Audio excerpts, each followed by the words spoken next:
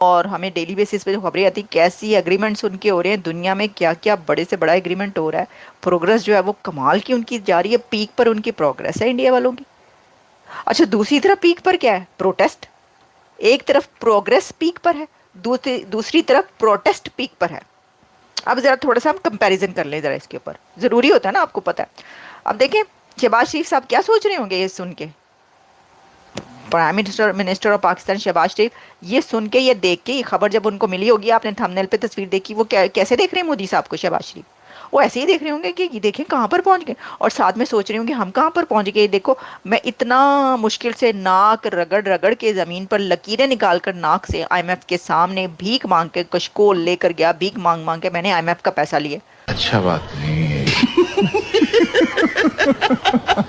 अगर आप वो हाँ अगर वो ये कह अगर रहे हैं। अपना अच्छा पॉइंट दें हमें आके, अगर हमें अच्छी अपॉर्चुनिटीज दें तो हम भी ऊपर जा सकते हैं। अगर इंडिया क्या अपॉर्चुनिटी देगा आपको बताएं। अपॉर्चुनिटी ये दे सकता है, वो पाकिस्तानी यूथ में, उधर देखो, वो उधर पाकिस्तानी बताओ, हाँ। वो पाकिस्तानी यूथ में आके अगर वो हमारे अंदर जितना ओए भाई तुही मजाक ना डो यार, पाकिस्तानी यूथ को अगर स्टडी की तरफ ज्यादा प्रमोट करे या एज पाकिस्तान जयशंकर आके आपको प्रमोट करेंगे स्टडी की तरफ। हमारे ख्वाजा आसम ने तो करना नहीं, तो हमें उनसे ही फिर उम्मीद है। ओ भाई मारो मुझे, मारो मारो मुझे, मारो मारो। नहीं ये मजाक हो रहा है, एक सेकंड यार, मजाक हो रहा है। लोग सोच भी नहीं सकते, ये इनकी नेचर है। इनकी नेचर में ये चीज भरी हुई है कि जाने पाकिस्तान को बिस्त करना है और बदनाम करना है। सर देखिए, वो ऑलरेडी ये बात कहते हैं कि हम पाकिस्तान के साथ कोई ताल्लुकात नहीं रखना चाहते। पाकिस्तान एक दहशतगर्द बनाने वाली फैक्ट्री है। ये दहशतगर्दों को सपोर्ट करता है और जब तक पाकिस्तान दहशतगर्दों को सपोर्ट करना नहीं छोड़ेगा, हम इनके साथ बातचीत भी नहीं करना चाहते। और उन्होंने आने से पहले साफ साफ कह दिया, भाई हमसे कोई उम्मीद मत रखो, हम इंडिया और पाकिस्तान के ताल्लुकात की बेहतरी के लिए बिल्कुल नहीं आ रहे। तो यहाँ पे करने क्या आ रहे हैं फिर? नहीं, फिर क्या करने आ रहे हैं? आप यहाँ पे आके हमारी इंसल्ट करने आ रहे हैं।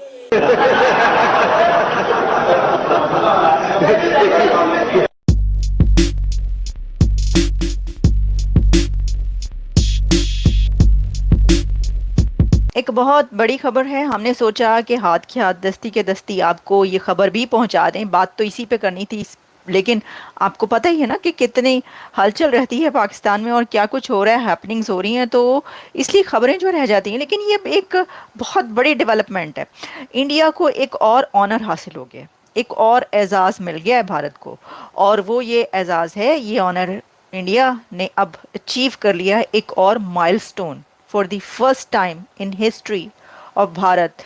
ये माइलस्टोन अचीव किया है इंडियन गवर्नमेंट ने कि फॉरेक्स रिजर्व इंडिया के हो गए हैं, क्रॉस कर गए हैं $700 billion. This is big achievement and this is big jump जो इंडिया ने लगाई है। $700 बिलियन यानी $705 बिलियन के करीब हैं। $12 बिलियन का जो, यानी इससे पहले जो इसकी फैक्ट्स एंड फिगर्स आए थे, इंडेक्स आया था, उसके अंदर $12 बिलियन कुछ दिन के अंदर इसके अंदर इंक्रीज किया है। और इंडिया ये माइलस्टोन अचीव करने के बाद अब दुनिया का 4th कंट्री बन गया है कि जिसके इतने फॉरेक्स रिजर्व्स हो चुके हैं। अब 4th कंट्री जो इंडिया बना है, उसमें कौन कौन से कंट्रीज हैं ये आपको बताएंगे, और ये 4थे नंबर पर भारत कैसे आया।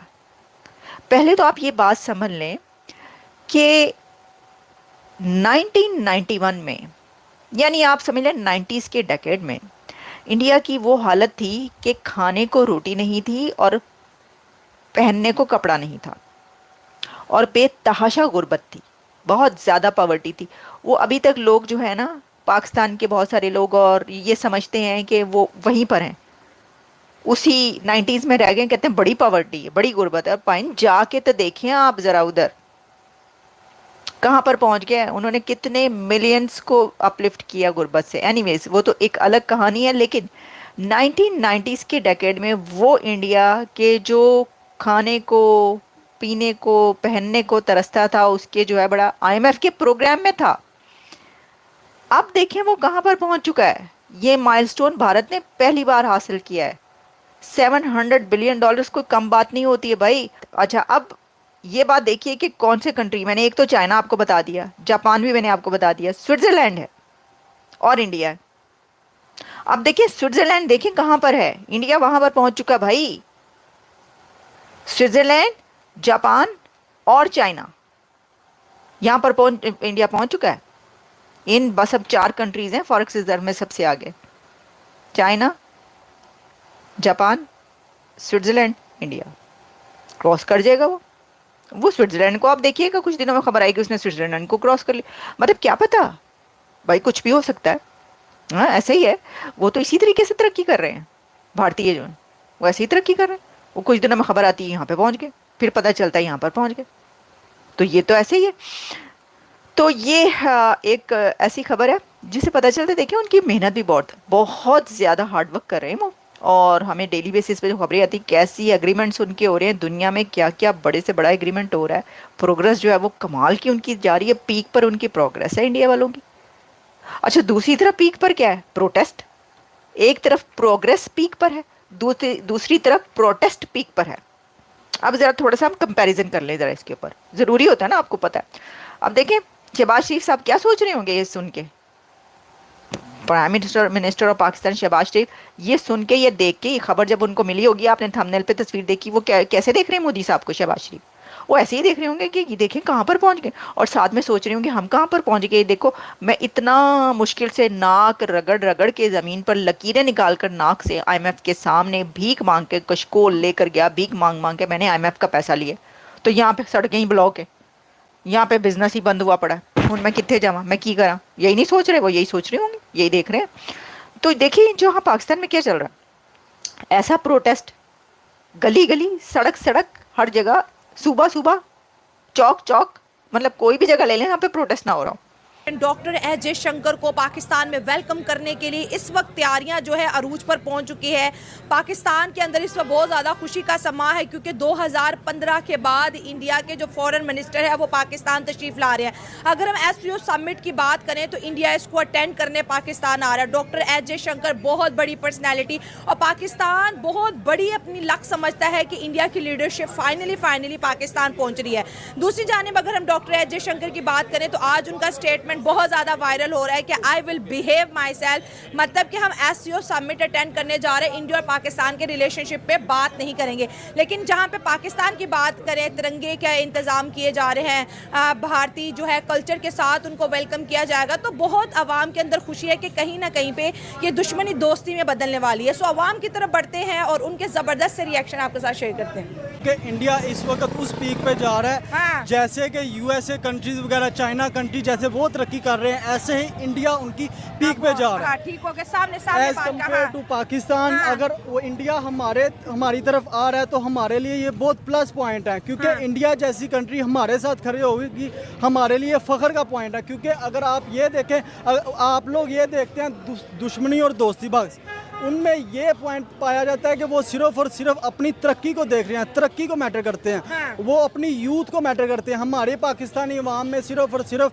इस वजह से पीछे हैं कि ये सिर्फ और सिर्फ दुश्मनी में रहते हैं, पाकिस्तान इंडिया के मैच से ही बाहर नहीं आते। और उन्होंने इतना उनके अंदर कॉन्फिडेंट, और उनका उनकी दिल्ली यूनिवर्सिटी में, उनका दिल्ली शहर है, उसमें सिर्फ 345 यूनिवर्सिटी हैं, और आपके पूरे पाकिस्तान में 345 यूनिवर्सिटी नहीं है। उनमें एजुकेशन को इतना ज़्यादा प्रमोट किया गया, उनके बच्चे को इतना ज़्यादा प्रमोट किया गया कि आपको मैं क्या बताऊँ। हमारे पाकिस्तान में बच्चे को बचपन से ही सिखाया जाता है, पुत्र सिफारिश होएगी तो कुछ बनना ही, जो सिफारिश आई तो कुछ कर ला। आप में अगर आप पाकिस्तानी यूथ में सिर्फ और सिर्फ, अगर आप पाकिस्तानी यूथ में सिर्फ और सिर्फ क्वालिटीज़ अगर आप देखें तो हमारे पाकिस्तान में भी इतना टैलेंट है, तो मैं आपको बता नहीं सकता। सिर्फ और सिर्फ इतना टैलेंट है कि हम आपको भी नहीं बता सकते। अनफॉर्चुनेटली पाकिस्तानी यूथ में आपको वो अपॉर्चुनिटीज नहीं मिलती जितनी आपको देनी चाहिए। इतनी बड़ी बड़ी ना छोड़ो, अर्थक्वेक मैं अर्थक्वेक की, बाकी हमारे पाकिस्तानी यूथ में अपॉर्चुनिटीज नहीं मिलती, इस वजह से पाकिस्तानी यूथ इतना टैलेंट है, पाकिस्तानी अवाम में टैलेंट है, बट पाकिस्तानी पाकिस्तानी कंट्री में उतना वो आपकी यूथ को प्रेफर नहीं किया जाता जितनी इंडिया की यूथ को प्रेफर किया जाता इंडिया की यूथ टैलेंटेड है, पढ़ी लिखी है, जो है पॉलिटिक्स जानती है, एटिकेट जानती है, सिविलाइज नेशन से उनका ताल्लुक है। डॉक्टर एस जयशंकर ने कहा पाकिस्तान किसी खुशफहमी में ना रहे, मैं इंडिया और पाकिस्तान पे बात नहीं करने जा रहा, मैं तो एससीओ समिट अटेंड करने जा रहा हूँ क्योंकि रशिया आ रहा है, ईरान आ रहा है और हम बहुत ज़्यादा रिस्पॉन्सिबल है। जो जिम्मेदारी हमें दी जाती है हम उसको निभाना अच्छे से जानते हैं। खत्म, bye bye, tata, good bye.